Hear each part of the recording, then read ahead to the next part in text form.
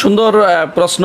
বিশেষ করে এই জায়গাতে আমরা কিন্তু কিছু ভুল করে থাকি।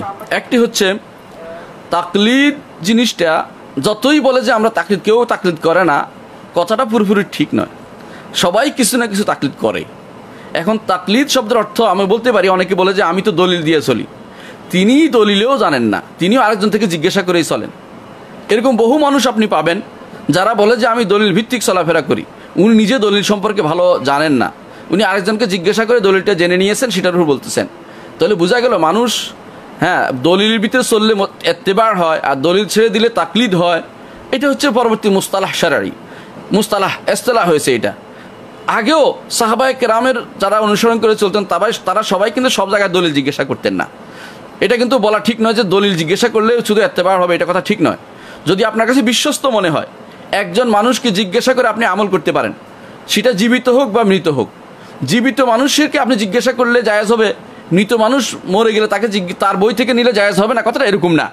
কিন্তু আমাদের সমাজে উত্তম চরিত্রের বিকাশ ঘটাতে হলে, আমাদের এই ব্যবহার সুন্দরভাবে দেখাতে হলে আমাদেরকে অবশ্যই এখানে ধৈর্য ধারণ করতে হবে। কেমন ধৈর্য ধারণ করতে হবে?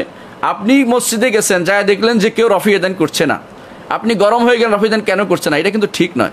আপনি করেন, কেন করছে না এটা ধীরে ধীরে তাকে হাদিস দেন, বুঝান, দিন বলেন যে এটা সুন্নাত। সে যদি বুঝে আলহামদুলিল্লাহ, না বুঝলেও সে কিন্তু আপনার এখানে এমন জায়গা যেখানে তার এটার কারণে তার সাথে ওয়ালা এবং বাড়া নির্ভরশীল নয়। তার সাথে সম্পর্ক রাখবেন বা সম্পর্ক ছেড়ে দিবেন এরকম জিনিস নয় সেটা।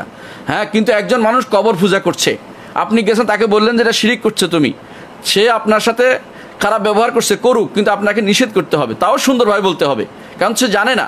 তাকে বুঝাতে হবে কেন সেটা শিরিক। কিন্তু তার সাথে তখন সম্পর্ক থাকবে না অন্তরের। কেন? দাওয়াতের সম্পর্ক থাকবে, আন্তরিক সম্পর্ক থাকবে না, কারণ সে শিরিক করেছে।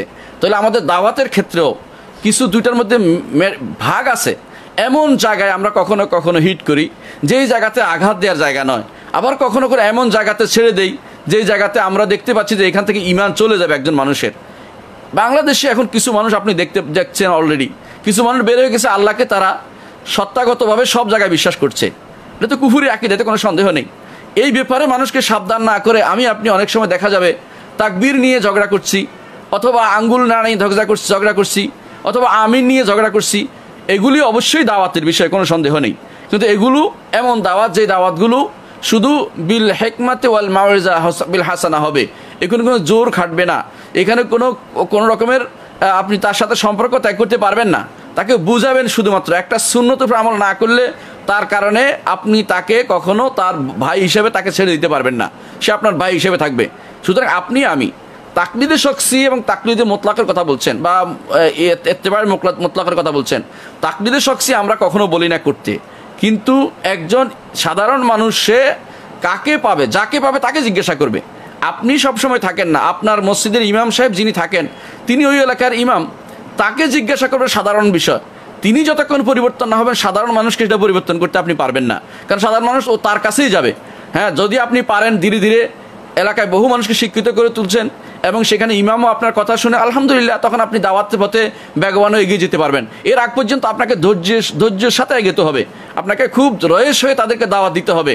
সেখানে যাইয়া আপনি হানাহানি মারামারি লাগিয়ে দিবেন, কয়েকজনকে বলবেন যে একজন চিৎকার করতে আরম্ভ করে মসজিদের ভিতরে, এদের করে তাদের মধ্যে যে তারা তো অভ্যস্ত না জিনিসটা, আমি বলছি না সেটা না জায়েজ, অবশ্যই ভালো জিনিস, কিন্তু যে জিনিসটা অভ্যস্ত না, অভ্যস্ত করার জন্য সেটাকে তাদের মধ্যে গা শোয়া করার জন্য আপনাকে সময় তাদেরকে দিতে হবে এবং সময় দিয়ে বুঝাতে হবে, হাদিস দিয়ে বুঝাতে হবে। সুতরাং আপনি তাকলিদের শখসি এবং তাকলিদের এটা অন্তরায় বলছেন, হ্যাঁ, এটা সন্দেহ নেই, এটা একটা অন্তরায়, কিন্তু এটা থেকে উত্তরণের জন্য আপনাকে অবশ্যই হালিম হতে হবে, ধৈর্যশীল হতে হবে, সবর হতে হবে, সবর করতে হবে। যেভাবে আল্লাহ তাআলা বলছেন ওয়াসবিরু, এবং আল্লাহ তাআলা বলছেন সবর, ওয়াসবিরু ওয়াসাবিরু বলছেন, সবর করছে এবং পরস্পর সবরের উপদেশ দিতে বলেছেন। সুতরাং সবরের উপদেশ থাকতে হবে আমাদের মধ্যে। আমরা যেন এই কোন জায়গায় বেশি কথা বলতে হবে, কঠিন হতে হবে, কোন জায়গায় সেখানে ছাড় প্রবণতা আমার জন্য গ্রহণযোগ্য আছে, কোন জায়গায় শরীয়তে এখানে বাড়াবাড়ি করতে নিষেধ করেছে, এই জিনিসগুলো আমরা যেন বুঝি আমরা যেন বুঝি যে যে সমস্ত আহকাম শরীয়তের এক মর্তবায় নয়, এক পর্যায়ের নয়। এটা যদি বুঝতে পারি, আশা করি আমাদের মধ্যে এই প্রবণতাটা আসবে। মসজিদে গেলে বা জায়গায় গেলে একে অপর সাথে শুধুমাত্র সাধারণ কয়েকটি মাসালা নিয়ে আমরা বন্ধুত্ব সম্পর্ক তৈরি করব না, আর মাসালার কারণেই আমাদের শত্রুতা আসবে না। এটা যেন আমাদের মধ্যে তৈরি হয়। এর মাধ্যমে আমরা আশা করি সমাজে পরস্পরের সুশৃঙ্খল অবস্থা তৈরি করতে পারবো। আমরা আসলে রাসূলুল্লাহ সাল্লাল্লাহু আলাইহি ওয়াসাল্লামের মানহাজ এখতিয়ার করতে পারি। রাসূলুল্লাহ সাল্লাল্লাহু আলাইহি ওয়াসাল্লাম কখনো এরকম কিছু ব্যাপারে তিনি নির্দিষ্টভাবে কাউকে বলতেন না, আমভাবে বলতেন যে এটা সুন্নত, এটা সুন্নত, শুনুক 1 বছর লাগুক 10 বছর লাগুক কোনো সমস্যা নাই, বলতে পারলেই হলো। আপনার দায়িত্ব হচ্ছে বলা।